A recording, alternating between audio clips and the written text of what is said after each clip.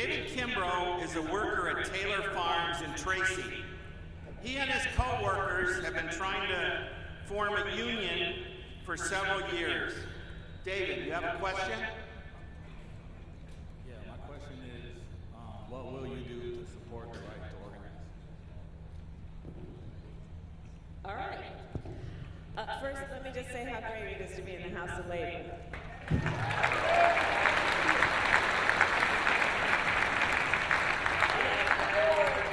Say again and take this opportunity to not only thank the men and women, the man and women who are at this table but in this room for the work that you do every day representing working people. We say it every time that we all get together, but the folks who are in this room are leaders, not only for the working men and women of California, but for the nation. The labor leaders of California are holding it up for everybody, because as we know, there are attacks around the country, and those who would attack working men and women would attack our right to collectively bargain, would attack our right to be able to fight for the dignity of our families throughout their lives, including in their retirement. They believe that if they can make advances in California, that they can do it anywhere in the country. So the men and women who are in this room, who are the leaders of California labor, hold it down not only for the members who are Californians, but labor across the country. And I want to thank you for the work you do every day to hold up the banner and to hold up the voice and to do it with dignity and do it with pride. And so thank you. So I can tell you about what I've done. Many of you know that I was even sued by a former mayor of a city in California for doing the work that was the right work, that was the work that is reflective of the values of the Constitution of California, the Constitution of the United States, and the law, in saying that we should fight to make sure that voters know when labor is being attacked and know the issues that are on the table. I believe that it is important to fight for the right of working people to have collective bargaining for many reasons. Everything that history tells us. Were it not for that right, we wouldn't have the 5-day work week, we would not have weekends, we would not have the 8-hour workday, we would not have paid sick leave, we would not have benefits, we would not have workplace safety. All that came about because of the right to collectively bargain. And it is just the right thing to do, and frankly, just reflective of our values as a country. Okay. The next question comes from Regina Whitney, who is a member of SEIU Local 1000 and has been very active in the union's campaign for retirement security for all. Regina? Good afternoon, brothers and sisters. It's an honor to be here today celebrating this California Federation of Labor Conference. Thank you so much, Ms. Kamala Harris. I want to share a very personal story with you today, but don't tell nobody. My father passed away last year in March of 2015. He was my father, my friend.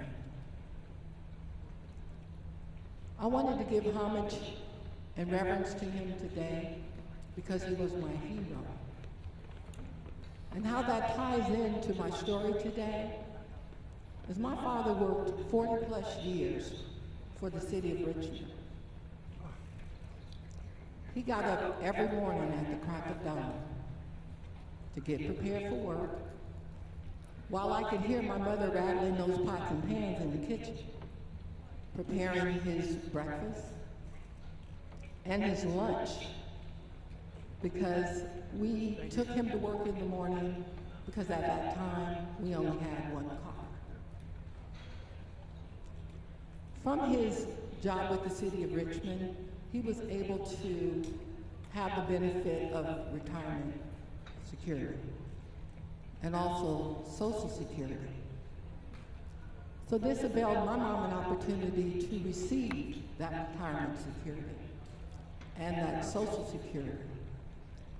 So now at 85 years old, on the 4th of July, my mother's able to go to the doctor.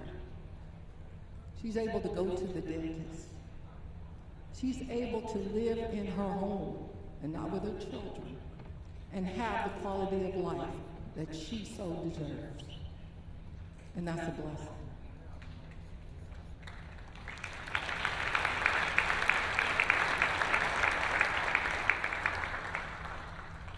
Early on in life, I didn't realize the value of the contribution that my father gave to his family.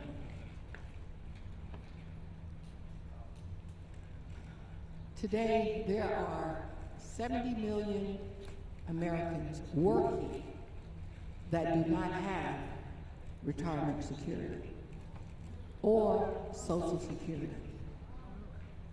Believe me, that could be you. What about your children, grandchildren, and great-grandchildren's future? Brothers and sisters, politics matter. Maybe I need to say that again. I said politics matter. So I'd like to ask this question to Attorney General Kamala Harris.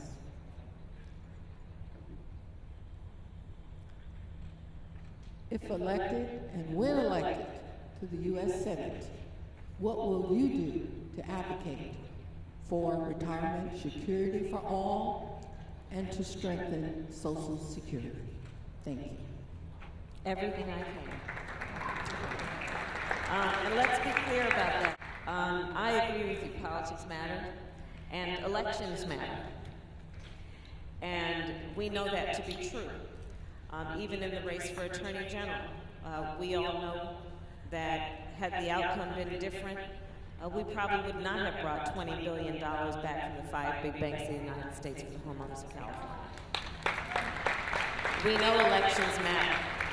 We know that the outcome in terms of what happened in terms of proposals that have been made around pension reform would have probably turned out differently had the election been different. Elections matter. And what I will also say, brothers and sisters, in this room, is we're going to also in this election cycle have to face a very uncomfortable conversation, which is also that not all Democrats are equal.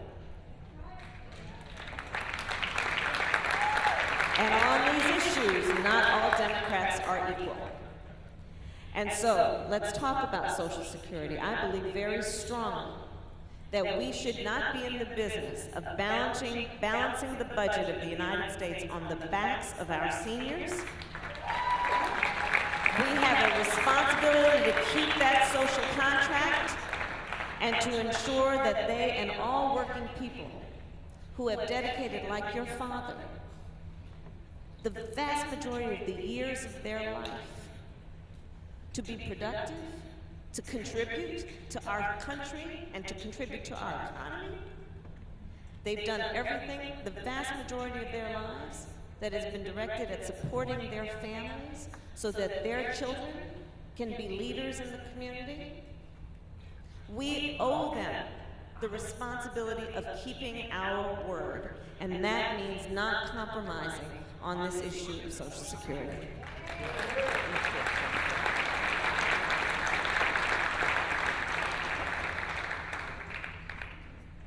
The next question comes from Madison Hall, who is a member of the International Union of Painters and Allied Trades, who gained a path to a good career through the union's apprenticeship program. Madison? First, I want to say good afternoon, House of Labor. And I want to thank the State Attorney General for this opportunity. Thank you so much. So in 2001, after completing a year of service with the AmeriCorps, I had a chance to attend community college. I wanted to embark on a career in the building trades. I'm from Nevada, right-to-work state, so I wasn't familiar with unions and different opportunities. During my first semester, Tradeswomen Inc. came and spoke about opportunities coming up in Oakland and within the building crafts. So at that moment, a door was blown wide open for me. I started researching all apprenticeship programs within my area, ones that I was needed to study for and ones that I was ready to go apply for. By February of 2002, I was brought in to my first union job as a glazing apprentice. So I've been in the union for 14 and a half years as a glazing architectural metal and glass worker. So it changed my life, gave me so many opportunities in the last 2 years.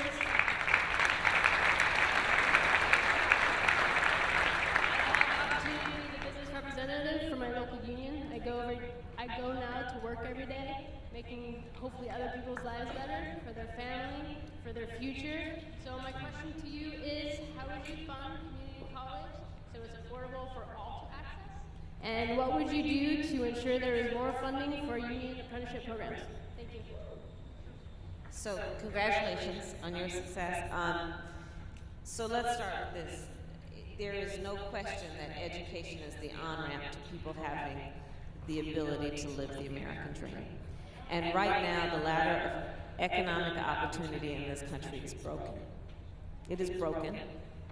And I know when labor is leading the way, we all together can fix it. And so that's going to mean a number of things. That will mean looking at what we need to do to focus on issues right here in California, like rebuilding our infrastructure. I don't have to tell the folks in this room that we have $59 billion, that's with a B, $59 billion in unmet transportation infrastructure needs in this state. That's a shame. That's a shame for a number of reasons, including, guess what? Working men and women need to be able to go from work to their home and take advantage of transportation systems to be able to do that effectively. They can't get and keep a job if they can't get there.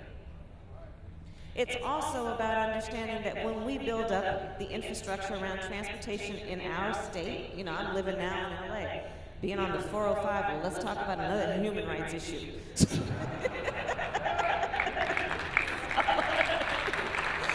So we gotta build it up because it's the right thing to do for all people. But then building up the infrastructure is also about jobs. It's about your job. It's about the building trades job. It's about so many working people's jobs.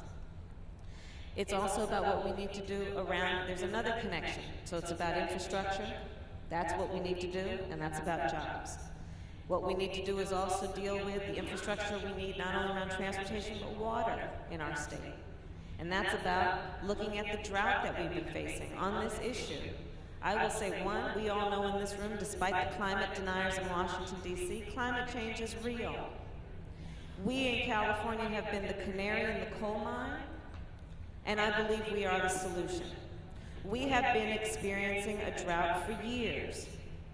The country needs to be smarter and can look at California as a leader on how we do that, including diversifying water policy in a way that we give equal weight to conservation, recycling, capturing stormwater, storage of water above ground and underground, and desalination. We've got to build up the infrastructure to be smarter with water policy. That's about jobs. So then let's look at how, when we create those jobs, will we fill them? That has to be about investing and continuing to invest in what labor is the best at doing, which is creating successful apprenticeship programs where it is the best of each one pull one, each one teach one. Labor has perfected that process. And so it's about supporting labor to do that. I'm going to say that there is another point on the table here. When we talk about training the workers of our country, and then connecting that with the issue of education. And that's taking on predatory, for-profit colleges, like I did when I sued Corinthian. It's about understanding that there are institutions out there, and in particular some for-profit colleges, that are explicitly taking advantage of people who want one thing, and that's why they're in the situation. They want an education. And because they are willing to pay for an education, they potentially fall into a trap with these for-profit colleges who take advantage and explicitly talk about their desperation to get a job. And so they're desperate to get any kind of education. So let's make them promises we know we won't keep. That is wrong. So it is also about holding people accountable who say they are going to educate workers to make sure that they do just that. And in that way, standing up to special interests who otherwise would fund certain people who are running for office, to encourage them to not be so hard on requiring accountability and consequence. It's about doing the work of understanding that we have to focus on what we need to do around building up our economy and understanding the connection between that and something that has been in the national news for the last 4 days. Talking about Minneapolis, talking about Baton Rouge, talking about Dallas. I've been asked about these issues, and I'm going to tell you something. I think about it in a number of ways. First of all, my heart is breaking. Breaking. When I look at those 5 police officers who lost their lives in Dallas. As a career prosecutor, I've worked my entire career shoulder to shoulder with cops. And one thing I know to be true, I have not met a cop who did not say a silent prayer before he or she left their home to go on duty, hoping they will be able to return home safely at the end of their shift. I look at this issue as an African American woman. I have not known a black man, be he a relative of mine, a friend, or colleague, who has not personally experienced racial profiling or an unreasonable or unfair stop. The truth must be spoken in this environment. And the truth is difficult to speak. The truth is difficult to confront. And there is a connection, folks, between this issue and what we're talking about at this table right now. On criminal justice policy, for a long time I have said we have been offered a false choice as a country. A choice that suggests on criminal justice policy you're either soft on crime or you're tough on crime. Instead of asking, are we smart on crime? Instead of understanding all people want to live in a safe community. And so let's talk about how we're going to be smart in getting us to that point. And I say this, if we are to be smart on crime, it will be not because we just put resources in reacting to crime after it occurs, but about putting resources into preventing crime before it occurs. And guess what? Nothing stops a bullet like a job. That's about building up our economy. So there are many reasons to focus on what we prioritize in our country for whatever reason. And it may be because you understand the need to support working men and women so they can produce children who will go on to be leaders of our country. Maybe it is about understanding that without having a healthy economy, the rest of us cannot thrive. Or maybe it is also understanding when the economy is weak and people don't have jobs, you are more likely to see unproductive behaviors that may end up in the criminal justice system. All of these issues are connected, and for all of these reasons, everybody needs to care about supporting labor in its ability and desire to create the skills for those jobs and fight for the productivity of those jobs.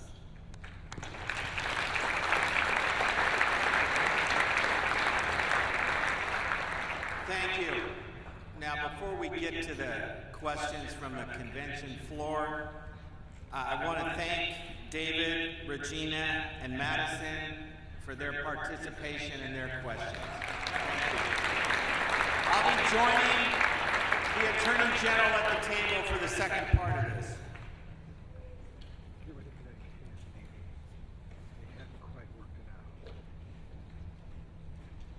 Some questions that were submitted, and what I want to do, I'm going to call your name. Hopefully I don't mispronounce anybody's name. Just go to the mic closest to where you are, and we'll start going through the questions. Robert O'Connell, UFCW 1428.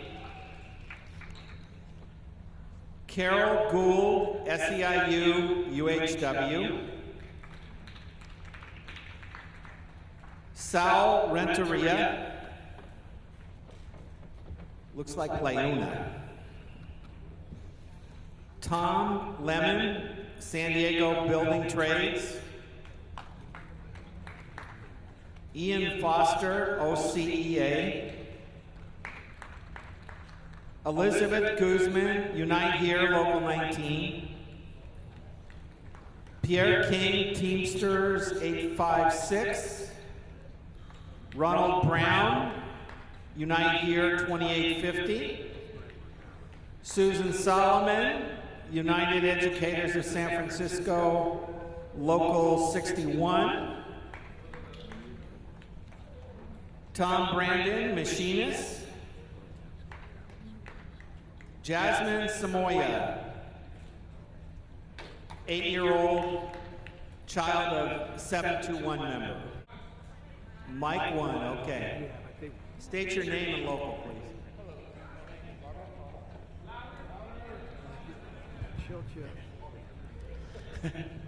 Hello, my name is Robert O'Connell. I'm with USCW Local 1428 in Southern California. You pretty much touched the last question with the young lady, but I'm a father of 2 daughters, and I'd like to know what would set you apart from your competitors to make a better education for all of California and my daughters.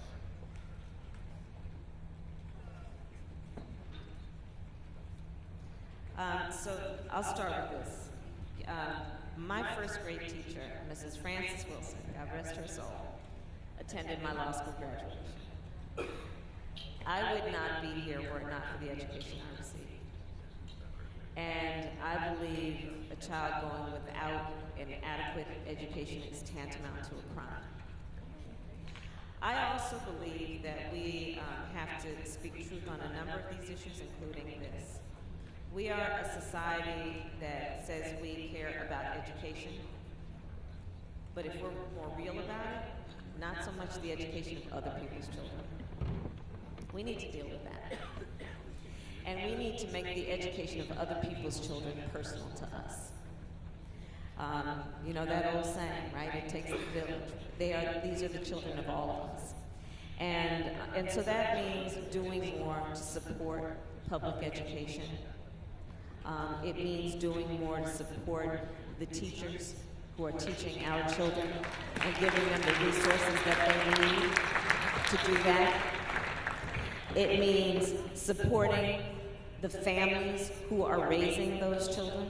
You know, sometimes our society tends to be a bit paternalistic.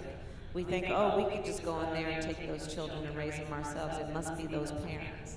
Instead of understanding the best way to help a child is in the context of the family in which that child is being raised. And that means then understanding the best way to help that child in the context of which that child is being raised is to also ask, have we or have we not, and by the way, we have not, had a meaningful national commitment to affordable child care. It means looking at what we need to do better as a country in pushing for paid family leave. It means looking at what we need to do to understand that all that labor has fought for in terms of giving sick leave benefits and family leave benefits is in the best interest of those children that we as a country pretend to be interested and care about. And so I look at all of these issues as connected to the issue of education. I appreciate you raising the subject. Thank you.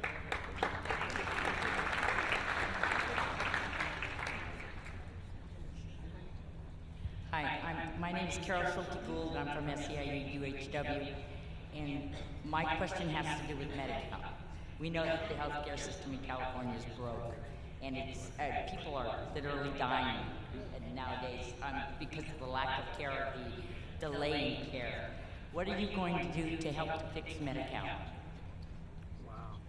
So there are a few things. I mean, first of all, I support and have defended in court the Affordable Care Act. And I think California has been one of the best states to actually implement it with Covered California.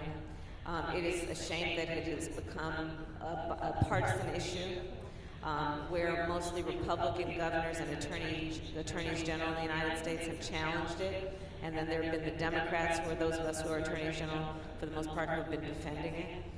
There are still glitches that need to be worked out, like the Cadillac tax.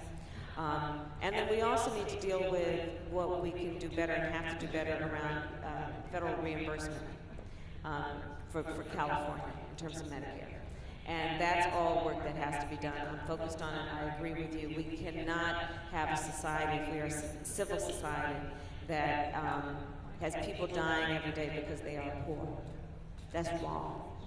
Exactly. It's like there's so many people out there. I mean, they've got Obamacare. Obamacare means Medi-Cal, and we're just a growing population of Medi-Cal recipients.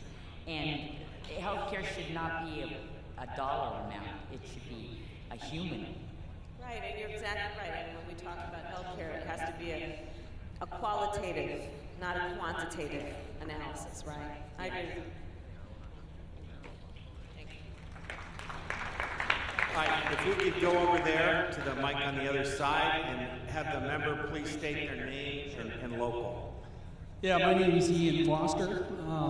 Represent Orange County Employees Association and a proud member of the Board of Directors.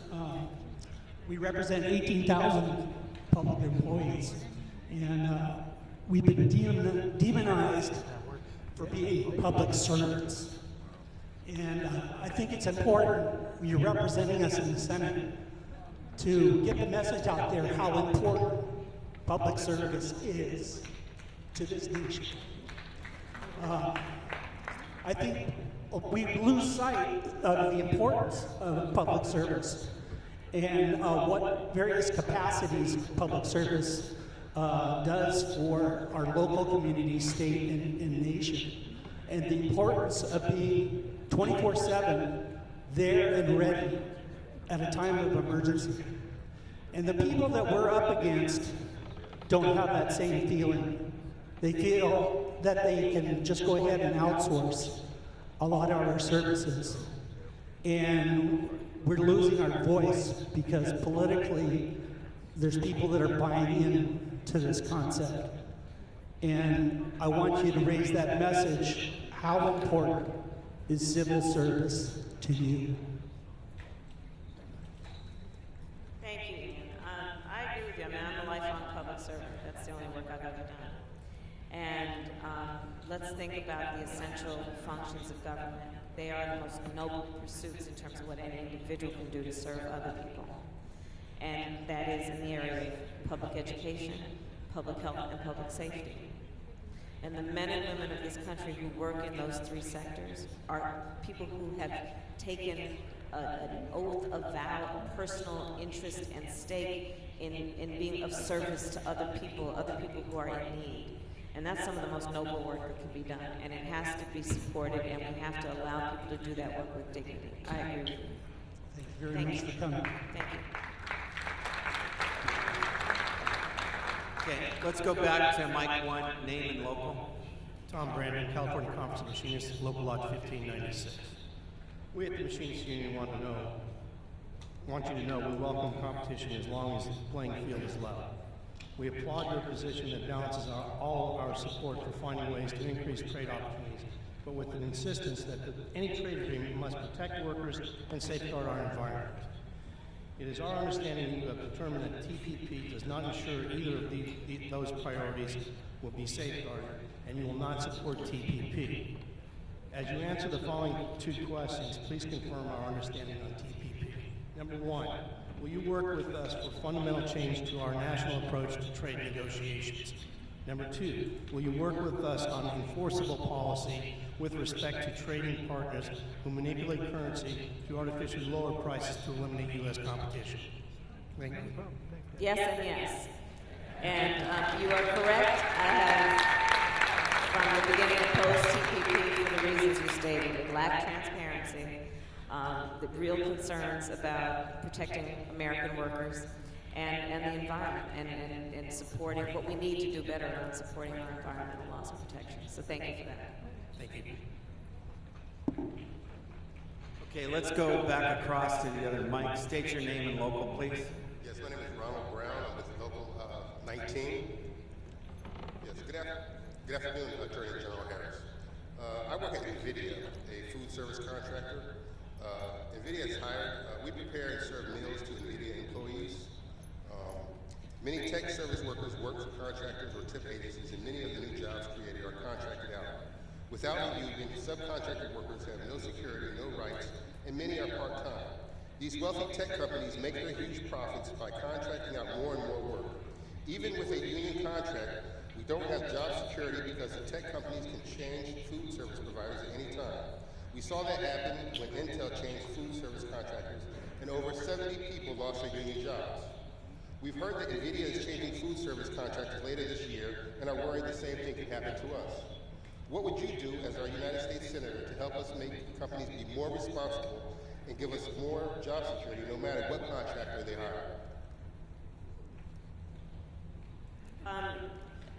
We can't allow people to manipulate what it means to be a contractor. And I am concerned that that has been happening. And what we have to do is support labor to be a part of that discussion about how those designations are crafted, informed, and recognized. And in a way that also makes sure that we are protecting working men and women and their right to collectively bargain, as we discussed earlier on the panel. Because it's a real concern. And there's no question that this world is changing because of technology. But one thing that should not change is the right of working people to be safe in the workplace and to be protected in the workplace. Okay, back at mic 1, name and local, please. Susan Solomon, United Educators of San Francisco, AFT Local 61. Maybe I cheated a little, but I put 2 questions in. Can you give me a clue which one we're talking about? Or do I get to do both? Just ask your question. All right. So as you know, there's a proliferation of charter schools in the state of California, and they receive public funds. How can you address the issue of charter schools that receive public funds using those funds to engage in anti-union activities in terms of teachers they're trying to organize? One of the examples is Alliance schools. Thank you. You know, I have a history of this. We have to make sure that those schools are subject to the same transparency and consequence and accountability as everyone who's in our education system. And we frankly have to do a better job of that. So that's the short answer. Pretty direct. Okay, back across. Could you state your name and local? Hi, my name is Jasmine Samayoa.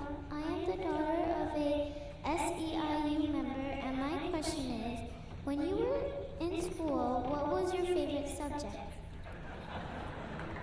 What do you think they could do about that? I'll just gotta stand there.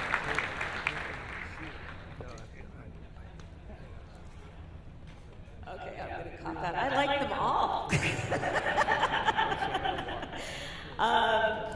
You know, I love learning history. History was one of my favorites. And I'm going to tell you why. I think it's really important to remember. Because when we remember what has happened before us, it gives us an idea of where we are in terms of what has happened before us and what has yet to be and what can be in the future. You know, my mother used to have many sayings, and one of them was, you know, I don't know, you guys think you just fell out of an apple tree and showed up on this earth as children? You know, we all exist in the context of things that have happened before us. And it's important that we know that context, because it'll help us figure out our purpose and our path. And so learning history is important. It's important to learn the work of your mom and all the men and women in this room who, not very long ago, after a long battle, finally achieved the right for working people to be protected in the workplace. It's important to remember that history. It's important to remember a history that tells us that women just, you know, in the last century got the right to vote. It's important to remember that only 50-something years ago the Voting Rights Act was passed, and then this United States Supreme Court gutted it, and we need to put the teeth back in it. It's important to remember Brown v. Board of Education was only passed in 1954, which desegregated the schools of the United States. We have to remember history, because that will help us be clear about where we need to plant our feet and where we need to go forward. I look at history as this. It's like you want to know where the roots of the tree are, because it'll give you an idea of how that tree will grow, right? And so let's always remember history. So that's my answer to you. I encourage you to enjoy history class.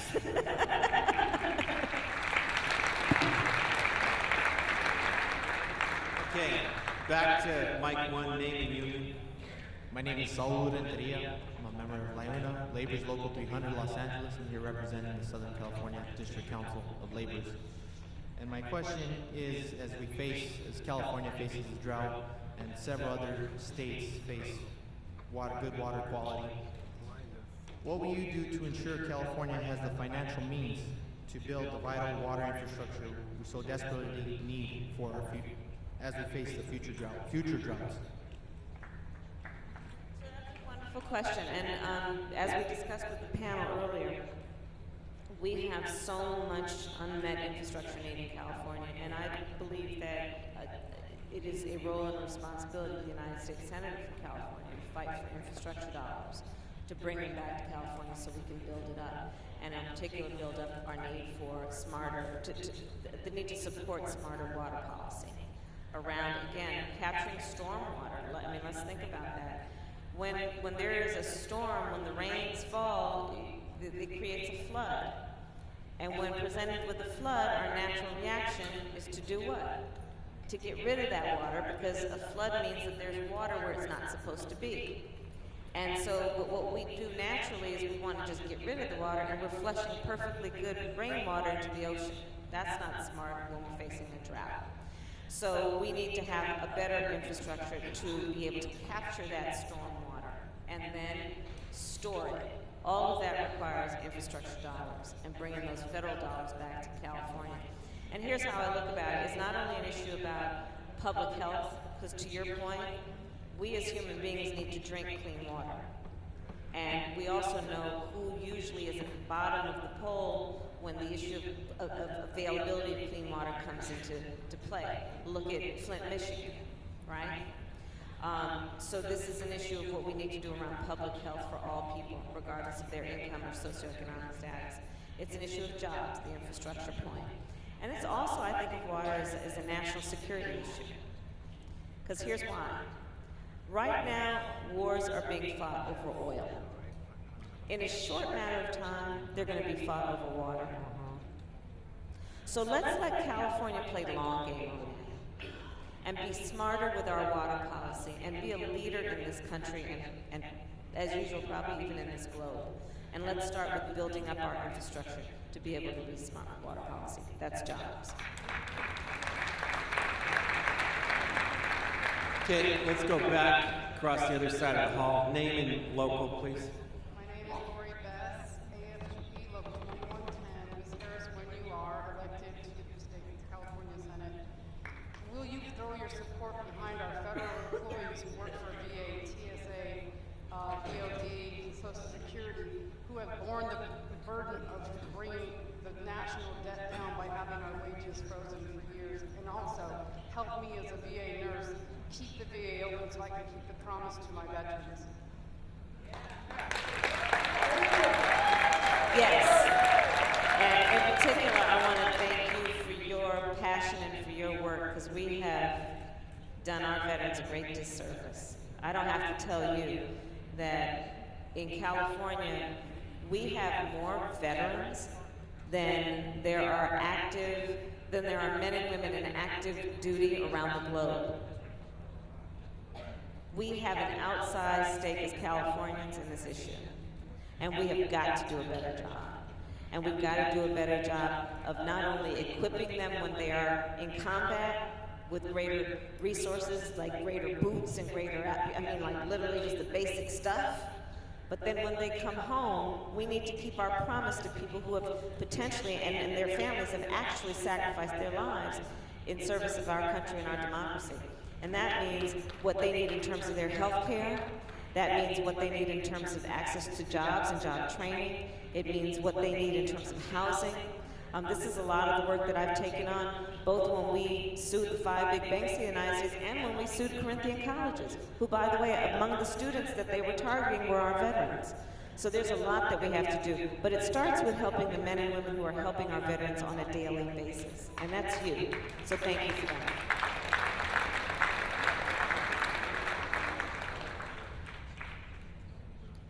All right, we have, I think, 2 more questions, and then I'm going to give the Attorney General a chance to do a closing statement here.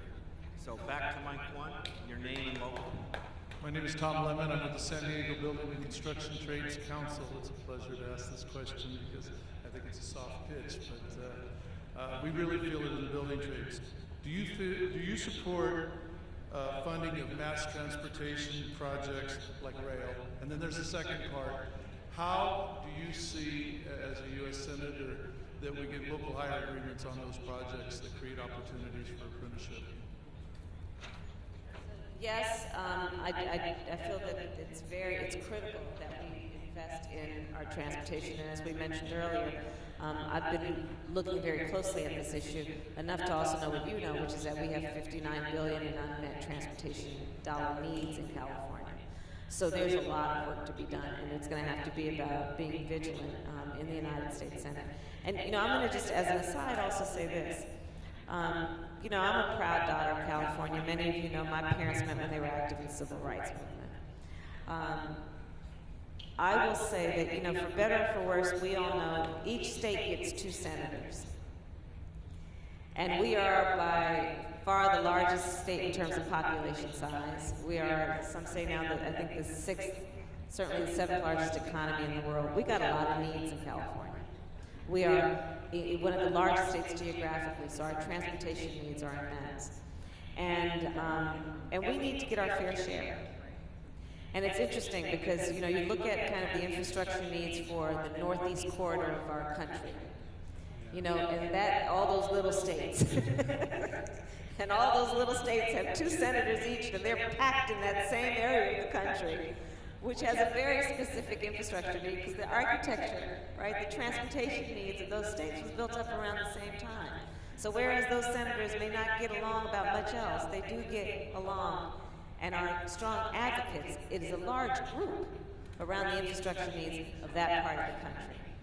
So we have an outsized stake in this issue because of our needs, but we also have a very big challenge because there are only 2 U.S. senators from California.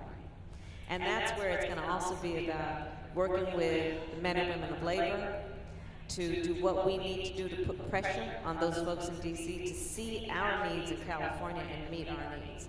And part of that, then, when we bring those dollars back, is about exactly what you're saying, making sure it's about local hire. It's about making sure that we are obviously training and hiring American workers to do the work of building back up our infrastructure on transportation.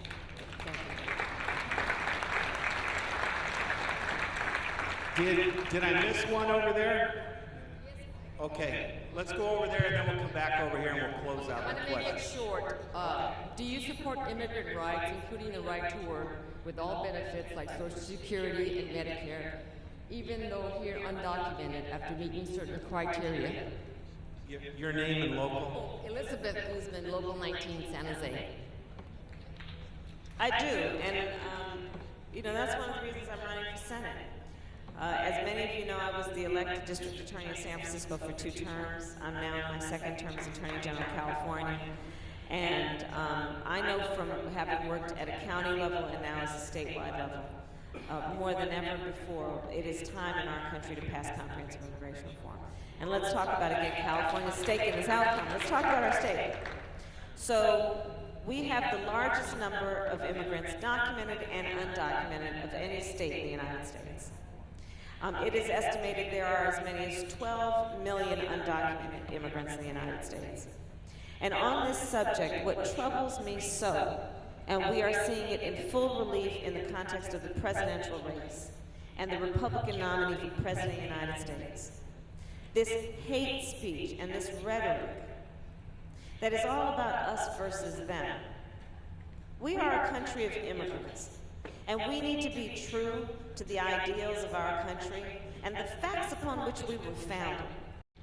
In addition, I will say this. What troubles me on this issue of immigration is that so-called leaders have gotten away with conflating criminal justice policy with immigration policy, as though they are the same thing. They are not. These are two separate policy areas with their own pathologies, their own variables, their own problems, their own solutions. And yes, there will be that tragic case, like the case that occurred right here in our backyard in San Francisco, where a young woman was killed. And there is no question, the prosecutor in me says, that when the evidence proves that guy guilty, lock him up for as long as we can. But it is irresponsible to suggest that we would craft public policy for 12 million people around our collective outrage around one man's conduct. And I will say this as well. I have personally prosecuted everything from low-level offenses to homicides. I have seen some of the worst of criminal behavior and some of the worst of crime. An undocumented immigrant is not a criminal, and we have to correct course on that conversation in this country. So I'm right there with you. Our final question, state your name and local, please. My name is Pierre King. I'm from Teamsters 856. I work for Edgewood Center for Children and Families right here in San Francisco. My coworkers and I provide services to children with mental health and behavioral issues. However, with the historical low pay and tough work conditions and expensive housing cost, turnover is incredibly high. When elected, what will you be able to do to assist young profit and nonprofit union members like myself stay in the Bay Area considering the skyrocketing cost of housing? So, and I know the work that you all do at Edgewood, and thank you for that. It's really important work. So, this is something that we need to really be talking about much more as a national conversation, and certainly it hits us home here in the Bay Area and in California, which is the need for affordable housing. It needs to be much more of a national conversation, affordable housing. Because, you know, we're talking about, and people are starting to figure out, yes, there is this economic divide and disparities, but a big part of that is the issue of affordable housing. And that is an issue not only for the Bay Area, it's for San Diego, it's for Los Angeles, up and down the state. And part of that is going to be about what is the role of HUD. And what is the role of HUD to put more resources and attention into what it needs to do and can do to create incentives for local government to create more affordable housing. This is something I'm looking at because it is a real issue, and this issue is an issue that is about families. It's about developing communities or not developing communities, and by that I mean developing communities or neglecting communities. And it's something that we need to prioritize. So thank you for raising it.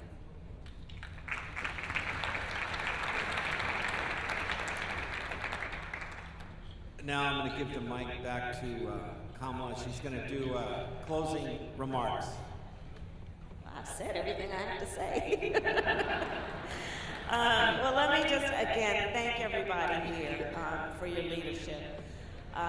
You know, this is it's an interesting time in our country, this election cycle. And I think we all know, I'm going to stand if you don't mind. I think the stakes are high. They've always been high, they are always high. But they're particularly high, I think, this election cycle. And we can look at that, and we know that for a number of reasons, including the kind of rhetoric that is taking place, the kind of division, the kind of hate, the kind of anti-talk that is coming about in this presidential cycle. We know the stakes are high. We know the stakes are high because on the line always in the last several years has been whether or not we're going to support labor and organized labor and issues like collective bargaining. We know the stakes are high when we think about the United States Supreme Court. You know, for many election cycles, for as far back as I can remember, since I've been an adult practically, I have been a surrogate for the Democratic nominee for President of the United States. And it's interesting because every election cycle then, the most important and the least persuasive reason to get people to care about the outcome of the presidential race is the United States Supreme Court. Most important, least persuasive. And then this year, something else happened because of the timing of the death of Justice Scalia. And all of a sudden, I think people are starting to appreciate the significance of the appointment of one human being to the United States Supreme Court and the influence that can have on the outcome of its decisions. And let's think about the decisions that are at play. Friedrichs, Citizens United, the Voting Rights Act, Roe v. Wade. Big, important issues are at stake in this election cycle. And so I want to thank everybody here for the work that is happening around this convention to continue to rededicate ourselves and to organize. I think that right now, we need to know, and I think everybody in this room does know, we don't want to look back some 120 days from now and ask what more could we have done. We don't want to look back 120-something days from now and have any regrets. And in particular, we know that the charge for us for the next almost 4 months is to make sure we get our folks out to vote. And they go out and vote in large numbers.